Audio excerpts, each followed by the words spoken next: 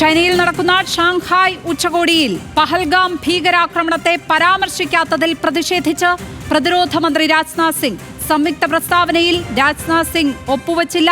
പ്രസ്താവനയിൽ ബലൂചിസ്ഥാനിലെ ആക്രമണങ്ങളെക്കുറിച്ച് പറയുമ്പോഴും പഹൽഗാം ഭീകരാക്രമണത്തെക്കുറിച്ച് പരാമർശമില്ല. ശരത് ലാൽ ചേരുന്നു വിവരങ്ങളുമായി. ശരത് ലാൽ, എന്തുകൊണ്ടാണ് ഈ ഉച്ചകോടിയിലെ പ്രസ്താവനയിൽ പഹൽഗാം ഒഴിവാക്കപ്പെട്ടത് എന്നാണ് മനസ്സിലാക്കുന്നത്?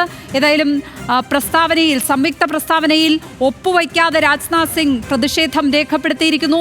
പുറത്തേക്ക് വരുന്ന വിവരങ്ങൾ എന്തൊക്കെ?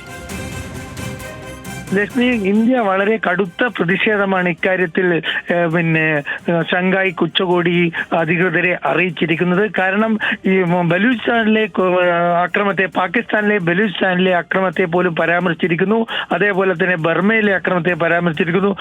അതൊക്കെ പരാമർശിച്ചപ്പോഴും ഈ പഹൽഗാം ആക്രമണത്തെക്കുറിച്ച് ഒരു പരാമർശവും ഈ സംയുക്ത പ്രസ്താവനയില്ല. ഇത് ചൂണ്ടിക്കാട്ടിയാണ് ഇന്ത്യ പ്രതിഷേധം രേഖപ്പെടുത്തി താൻ സംയുക്ത പ്രസ്താവനയിൽ ഒപ്പിടില്ല എന്ന് രാജ്നാഥ് സിംഗ് ഷാങ്ഹായ് ഉച്ചകോടി അധികൃതരെ അറിയിക്കുകയും ചെയ്തിട്ടുണ്ട്.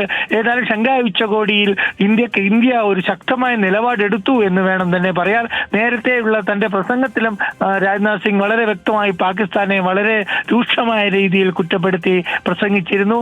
തുടർന്നാണ് ഇത്തരമൊരു സംഭവം കൂടി ഇപ്പോൾ പുറത്തു വന്നിരിക്കുന്നത്. സംയുക്ത പ്രസ്താവനയിൽ ഇന്ത്യയിൽ നടന്ന ലോകത്തിലെ തന്നെ ഏറ്റവും കൂടുതൽ തീവ്രാക്രമണത്തിന് ഇരയായ രാജ്യമാണ് ഇന്ത്യ എന്നും ഇന്ത്യയിൽ നിന്ന് തീവ്രവാദി ആക്രമണത്തെക്കുറിച്ച്, പഹൽഗാം ആക്രമണത്തെക്കുറിച്ച് ഒരു പരാമർശമില്ലാത്ത ഒരു പ്രസ്താവനയിൽ ഇന്ത്യക്ക് ഒപ്പുവെക്കാൻ കഴിയില്ലെന്നാണ് രാജ്നാഥ് സിംഗ് തന്റെ നിലപാട് വ്യക്തമാക്കിയിരിക്കുന്നത്. ഏതായാലും ഇത് വൻ വിവാദത്തിലേക്കാണ് ഇപ്പോൾ കാര്യങ്ങളുടെ പോക്ക്. ഷാങ്ഹായ് ഉച്ചകോടി എന്ന് നമുക്ക് മനസ്സിലാക്കേണ്ടി വരും. കാരണം ഉച്ചകോടിയിൽ പങ്കെടുക്കുന്ന എല്ലാ രാഷ്ട്രത്തലവന്മാരും സംയുക്ത പ്രസ്താവനയിലാണ് സാധാരണ ഒപ്പുവെക്കുക.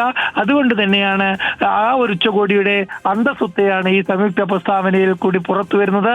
ഈ ഒരു പ്രസ്താവനയിലാണ് പഹൽഗാം ഭീകരാക്രമണത്തെ അപലപിക്കാത്ത, അല്ലെ പരാമർശിക്കാത്ത ഒരു പ്രസ്താവനയിലും തങ്ങൾ ഒപ്പുവെക്കില്ല എന്ന് ഇന്ത്യ നിലപാടെടുത്തത്. ലക്ഷ്മി, ശരത് ലാലാണ് ഡൽഹിയിൽ നിന്ന് വിവരങ്ങൾ പങ്കുവച്ചപ്പോൾ.